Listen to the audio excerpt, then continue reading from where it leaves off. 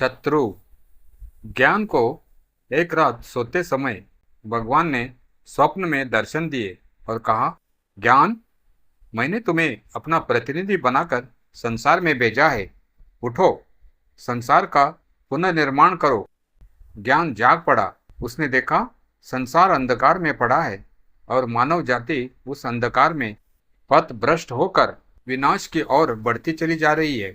वह ईश्वर का प्रतिनिधि है, तो उसे मानव जाति को पथ पर लाना होगा, अंधकार से बाहर खींचना होगा, उसका नेता बनकर उसके शत्रु से युद्ध करना होगा। और वह जाकर चौराहे पर खड़ा हो गया और सबको सुनाकर कहने लगा, मैं मसीहा हूँ, पैगंबर हूँ, भगवान का प्रतिनिधि हूँ। मेरे पास तुम्हारे उद्धार के लिए एक संदेश है। लेकिन किसी ने उसकी बात नहीं सुनी। कुछ उसकी ओर देखकर हंस पड़ते, कुछ कहते पागल है, अधिकांश कहते यह हमारे धर्म के विरुद्ध शिक्षा देता है, नास्तिक है, इसे मारो। और बच्चे उसे पत्थर मारा करते। आखिर तंग आकर वह एक अंधेरी गली में छिपकर बैठ गया और सोचने लगा। उसने निश्चय किया कि मानव जाति का सबसे बड़ा शत्रु है धर्म, उसी से लड़ना होगा। तभी पास कहीं से उसने स्त्री के करुण क्रंदन की आवाज सुनी। उसने देखा एक स्त्री भूमि पर लेटी है। उसके पास एक छोटा सा बच्चा पड़ा है जो या तो बेहोश है या मर चुका है, क्योंकि उसके शरीर में किसी प्रकार की गति नहीं है। ज्ञान ने पूछा, बहन, क्यों रोती हो? उस स्त्री ने कहा, मैंने एक विधर्मी से विवाह किया था। जब लोगों को इसका पता चला तब उन्होंने उसे मार डाला और मुझे निकाल दिया। मेरा बच्चा भी भूख से मर रहा है। ज्ञान का निश्चय और दृढ़ हो गया। उसने कहा, तुम मेरे साथ आओ, मैं तुम्हारी रक्षा करूंगा, और उसे अपने साथ ले गया। ज्ञान ने धर्म के विरुद्ध प्रचार करना शुरू किया। उसने कहा, धर्म झूठा बंधन है, परमात्मा एक है, आबाद है और धर्म से परे है। धर्म हमें सीमा में रखता है, रोकता है, परमात्मा से अलग करता है, अंत हमारा शत्रु है। लेकिन किसी ने कहा, जो व्यक्ति पराई और बहिष्कृत औरत को अपने पास रखता है, उसकी बात हम क्यों सुने? वह समाज से पतित है, नीच है। तब लोगों ने उसे समाज च्युत करके बाहर निकाल दिया।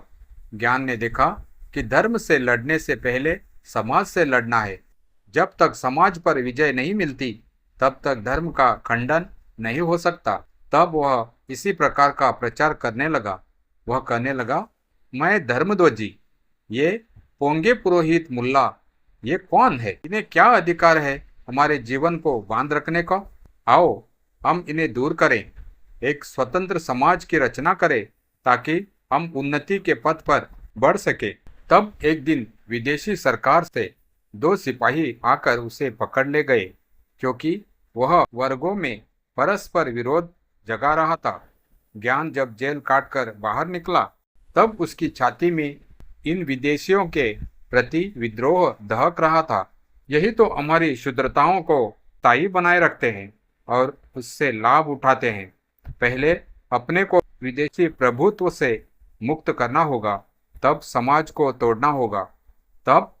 और वह गुप्त रूप से विदेशियों के विरुद्ध लड़ाई का आयोजन करने लगा। एक दिन उसके पास एक विदेशी आदमी आया। वह मैले कुचले फटे पुराने खाकी कपड़े पहने हुआ था, मुख पर झुर्रियां पड़ी थी, आंखों में एक तीखा दर्द था। उसने ज्ञान से कहा, आप मुझे कुछ काम दे ताकि मैं अपनी रोजी कमा सकूं। मैं विदेशी हूँ, आपके देश में भूखा मर रहा हूँ। कोई भी काम आप मुझे दे दे, मैं करूँगा। आप परीक्षा लें, मेरे पास रोटी का टुकड़ा भी नहीं है। ज्ञान ने खिन्न होकर कहा, मेरी दशा तुमसे कुछ अच्छी नहीं है, मैं भी भूखा हूँ। वह विदेशी एकाएक पिघल सा गया। बोला, अच्छा, मैं आपके दुख से बहुत दुखी हूँ, मुझे अपना भाई समझे। यदि आप में सहानुभूति हो तो भूखे मरना मामूली बात है। परमात्मा आपकी रक्षा करे, मैं आपके लिए कुछ कर सकता हूँ। ज्ञान ने देखा कि देश विदेशी का प्रश्न तब उठता है जब पेट भरा हो। सबसे पहला शत्रु तो यह भूख ही है।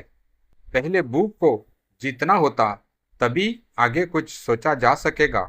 और उसने भूखे लड़कों का एक दल बनाना शुरू किया, जिसका उद्देश्य था अमीरों से धन छीनकर सब में समान रूप से वितरण करना, भूखों को रोटी देना इत्यादि। लेकिन जब धनी को इस बात का पता चला, तब उन्होंने एक दिन चुपचाप अपने चरों द्वारा उसे पकड़ मंगवाया और एक पहाड़ी किले में कैद कर दिया।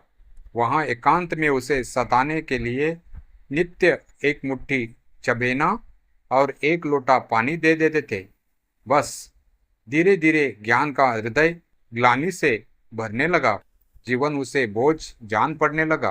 निरंतर यह भाव उसके भीतर जगा करता कि मैं ज्ञान, परमात्मा का प्रतिनिधि, इतना विवश हूँ कि पेट भर रोटी का प्रबंध मेरे लिए असंभव है। यदि ऐसा है तो कितना व्यर्थ है यह जीवन, कितना चूचा, कितना बेमानी। एक दिन वह किले की दीवार पर चढ़ गया। बाहर खाई में भरा हुआ पानी देखते देखते उसे एकदम से विचार आया और उसने निश्चय कर लिया कि वह उसमें कूदकर प्राण खो देगा। परमात्मा के पास लौटकर प्रार्थना करेगा कि मुझे इस भार से मुक्त करो। मैं तुम्हारा प्रतिनिधि तो हूँ, लेकिन ऐसे संसार में मेरा स्थान नहीं है। वह स्थिर मुग्ध दृष्टि से खाई की पानी में देखने लगा। वह कूदने को ही था कि एकाएक उसने देखा पानी में उसका प्रतिबिंब झलक रहा है और मानो वह कह रहा है, बस अपने आप से लड़ चुके। ज्ञान सहम कर रुक गया। फिर धीरे धीरे दीवार पर से नीचे उतर आया और किले में चक्कर काटने लगा। और उसने जान लिया कि जीवन की सबसे बड़ी कठिनाई यही है कि हम निरंतर आसानी की और आकृष्ट होते हैं। दोस्तों, आपको यह कहानी कैसी लगी हमें कमेंट अवश्य करें। साथ ही वीडियो को लाइक करके मेरे चैनल कहानी कुंज वॉइस को सब्सक्राइब जरूर करें। धन्यवाद।